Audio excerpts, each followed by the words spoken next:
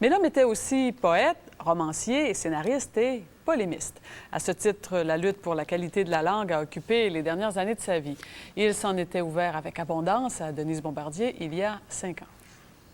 Cette langue qui est le joual, vous dites c'est la langue que la plupart des Québécois, la très grande majorité des Québécois, ont entendue dès leur plus jeune âge. Autrement dit, c'est une musique que l'on connaît.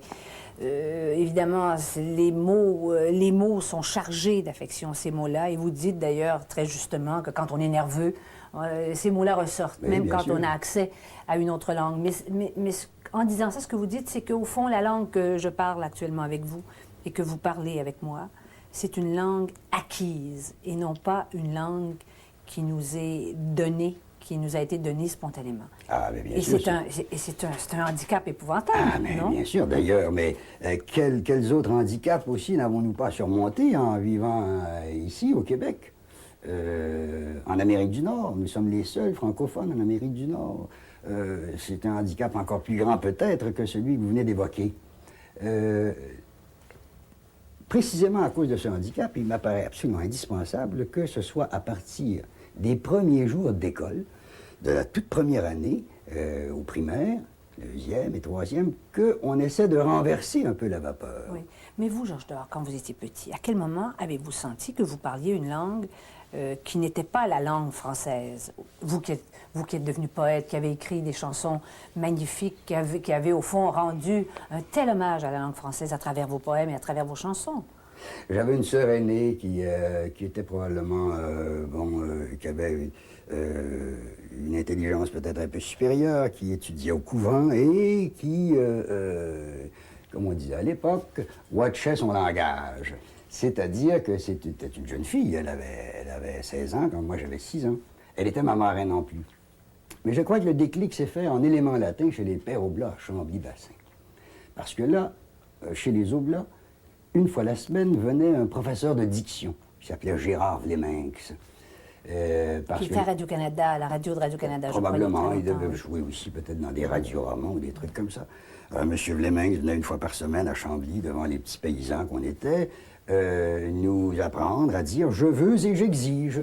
Parce que les Oblats, certains d'entre eux, se dirigeant vers le ministère de la Prédication, voulaient que les futurs Oblats apprennent à prononcer des mots. On ne nous apprenait pas de vocabulaire particulier ni rien, mais on nous apprenait à prononcer des mots. Parce qu'au fond, moi, c'est pas le joual, c'est le meneu, en fait, j'appelle ça. C'est-à-dire qu'on ne prononce pas. Même le peu de mots que l'on possède, on ne les prononce pas. Mais est-ce que le fait de vous-même, donc vous avez dû changer votre langage, comme votre sœur d'ailleurs, vous avez dû changer votre langage, est-ce que ça vous a causé des problèmes dans vos rapports avec vos parents? Pas du tout, parce que, et je ne crois pas que ça causerait des problèmes à la majorité des enfants avec leurs parents, parce qu'il ne faut pas prendre les parents avec les Québécois, puis les gens du peuple pour aussi stupides que ça, quand même. Un parent normal, moyen, là, et c'est la grande majorité, il souhaite que son enfant aille plus loin que lui, il souhaite que son enfant avance dans la vie. Les cons, les crétins, il y en a dans toutes les sociétés, aux USA, en France, partout, en Chine aussi probablement. Mais il y a des gens qui souhaitent pour leur enfant qu'ils aillent un peu plus loin, un peu plus haut. Mais comment vous expliquez alors que la situation perdure? Il n'y a pas de pression, il n'y a pas de débat. Dès que vous avez ce débat, combien de gens là, vont vous traiter d'élitiste? Je ne suis pas un élitiste, je suis un homme du peuple, moi. C'est au contraire parce que je veux pour le peuple ce que l'élite semble se réserver. Madame la ministre, Madame la sous-ministre, ou peut-être est-ce un monsieur, je l'ignore, beaucoup de gens, 20-25% de la population, sont sortis de ce marasme-là. C'est d'ailleurs des gens qui occupent les postes de commande. Ils gagnent de bons salaires, ils ont acquis une certaine culture, et puis le peuple, c'est pas si bien qu'il s'arrange, le peuple. Moi, je veux pas qu'il s'arrange, le peuple. Je veux que les petits gars qui habitent autour de chez moi, dans mon quartier à Longueuil, apprennent à l'école primaire à dire, eux aussi, je veux et j'exige. Vous dites une chose, vous dites, on peut naître et mourir quand on est québécois sans jamais avoir dit le mot « je suis ».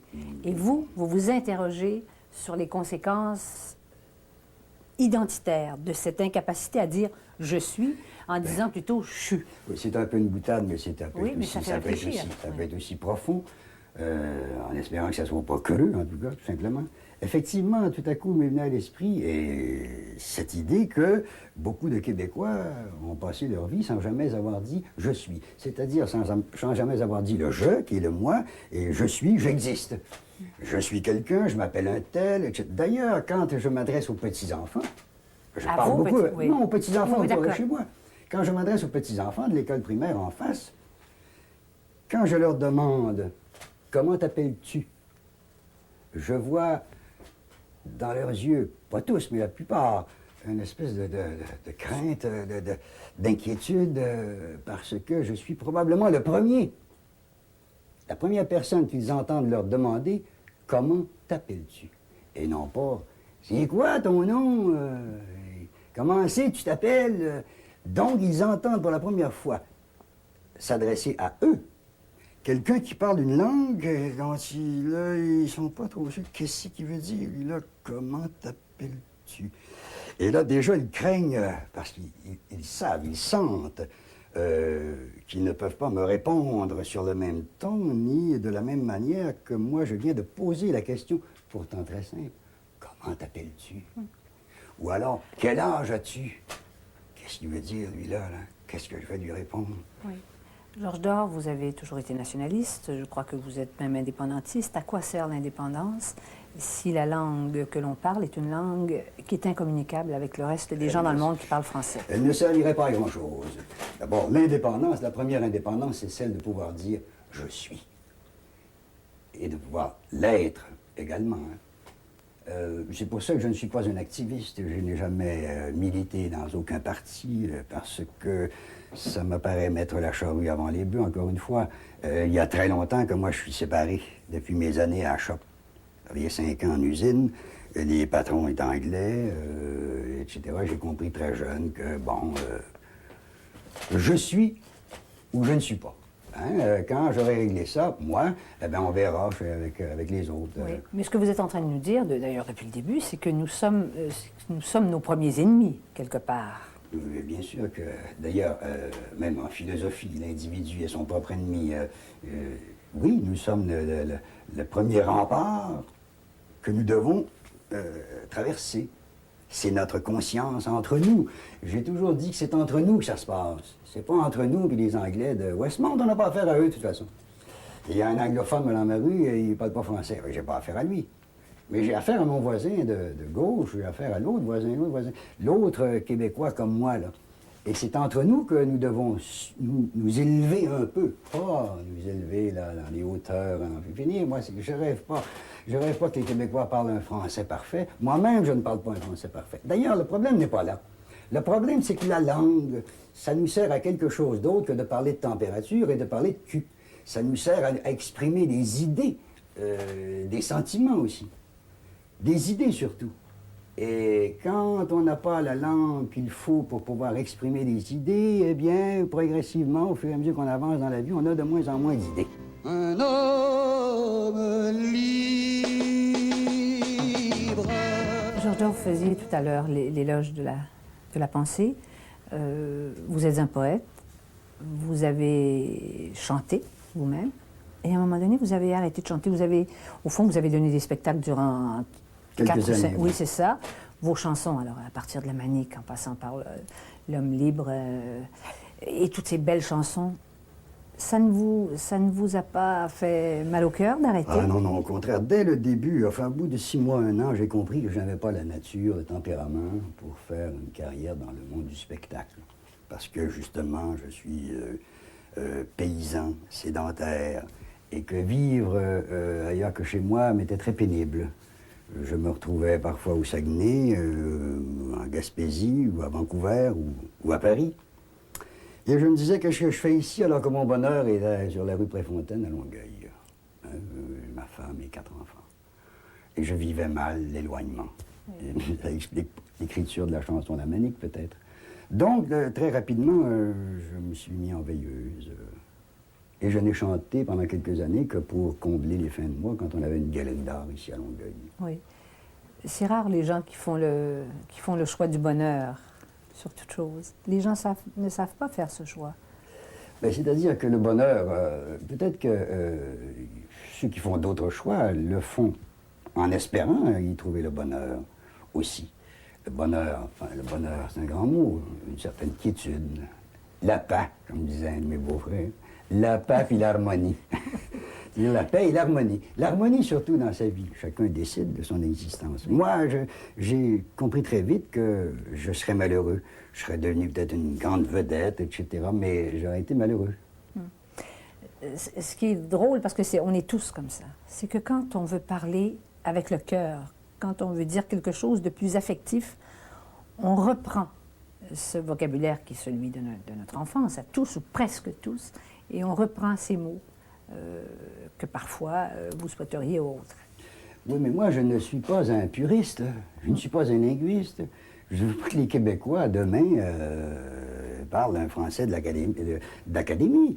Je ne veux pas laisser tomber nos canadianismes ou nos québécismes. C'est pas du tout ça le problème. Je veux pas laisser tomber nos particularités, les mots que nous avons inventés. Ce qui m'attriste, c'est vraiment la partie inférieure, les 50% en bas de ce qu'on appelle le minimum, c'est-à-dire l'incapacité de construire une phrase. C'est pas un rêve, ça, c'est une chose qui existe. L'incapacité de construire une phrase simple, pas une phrase compliquée, pas une phrase littéraire. L'incapacité, en somme, de s'exprimer.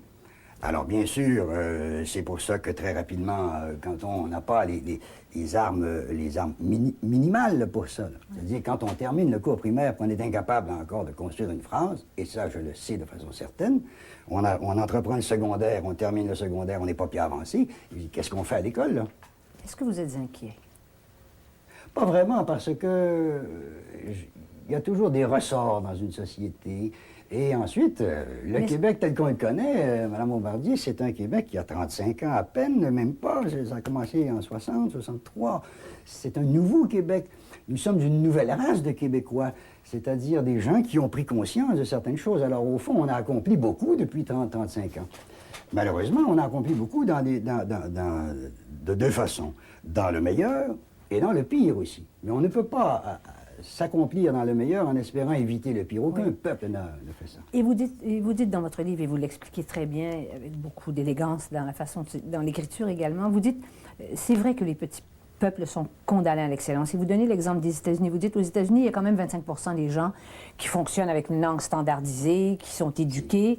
Et vous dites 25%, vous avez raison, c'est 50 millions de personnes. Vous dites, 50 millions, c'est suffisant pour faire marcher un pays. Oui. Alors qu'évidemment, tout en proportion ici, c'est beaucoup moindre, donc c'est pour ça qu'on est fragilisé.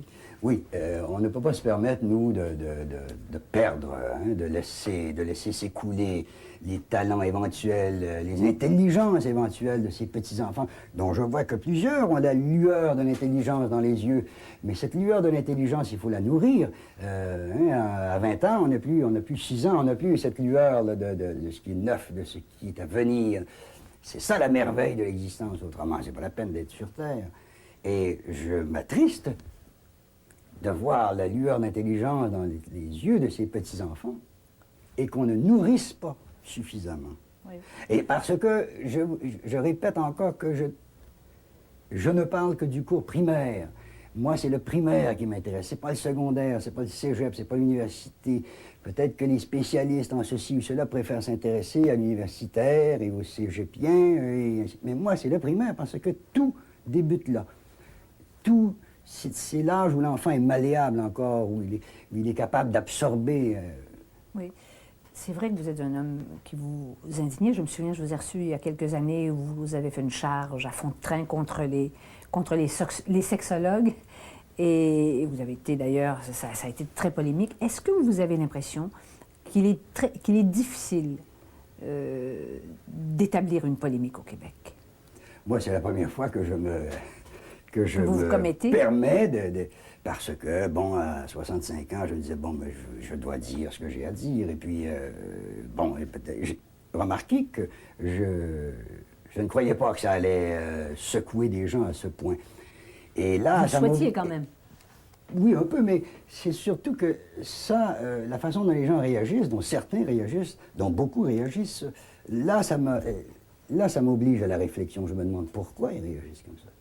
comment se fait-il que les gens, les Québécois, là, il y a une raison pour ça, réagissent de cette façon-là dès qu'on se montre entre nous un peu nos faiblesses? C'est pas une honte de savoir qu'on ne parle pas le français, qu'on devrait parler, mais il faut se réveiller, il faut que quelqu'un se décide un jour de prendre des mesures qu'il faut, et c'est au primaire qu'il faut prendre des mesures pour ça. Georges, je te remercie de cet entretien.